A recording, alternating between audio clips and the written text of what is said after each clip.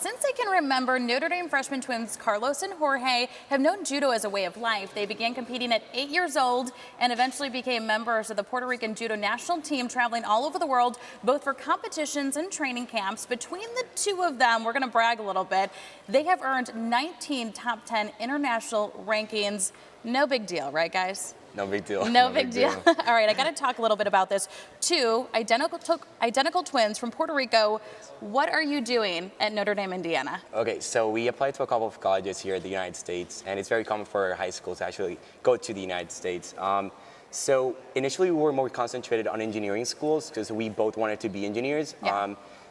However, Notre Dame has this program called Asperg International Scholars Experience, where they actually invite international students. And we know Puerto Rico isn't an international country at all, but we are classified as Latinos, and so they invited us to come, and we got to experience what Notre Dame was about, the school spirit, just the people, and the amazing campus. And so we felt that this was like the right fit for us. Well, we're certainly happy to have you here. Carlos, we're going to talk about judo. It's played a role in your lives, but how did you first even get involved with this? So we first got involved when we were about like 4 years old. One of my dad's best friends was a Pan American champion, and he also loved the self-defense benefits and the discipline benefits judo provided. So he was like, you know, I want my children to do judo, so that's how it all started. I love it. I love it. Jorge, we're going to talk about what age did you guys realize that you were pretty good at this sport? It was not only a passion, you guys decided to compete with it. Yes, and so we started very early in our lives. I mean, my dad put us since we were 4 years old. We started competing locally since we were around 8 years old, and however, it wasn't like from one day to the other that we started to compete, like, oh, we're gonna be serious in this. It's just like it gradually built up, and we started competing internationally for Pan Americans. We started to do exceptionally well in competitions in US Opens, where we got third and second place. And so it's just like, from one day to the other, we're taking this seriously. So that's how it was.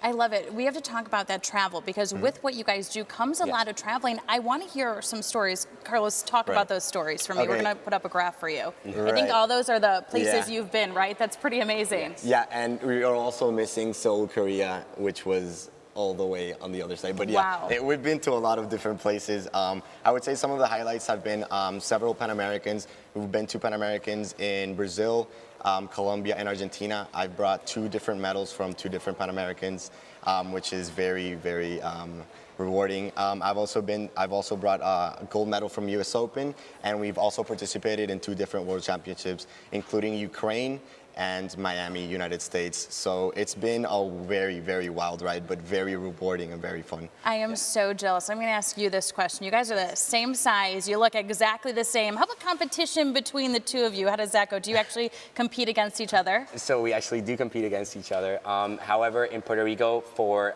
international competitions, what we did is that my brother usually put off weight while I gained weight, and that way we both won the national championships in Puerto Rico, and we traveled to Pan Americans and Central Americans and didn't have to compete against each other.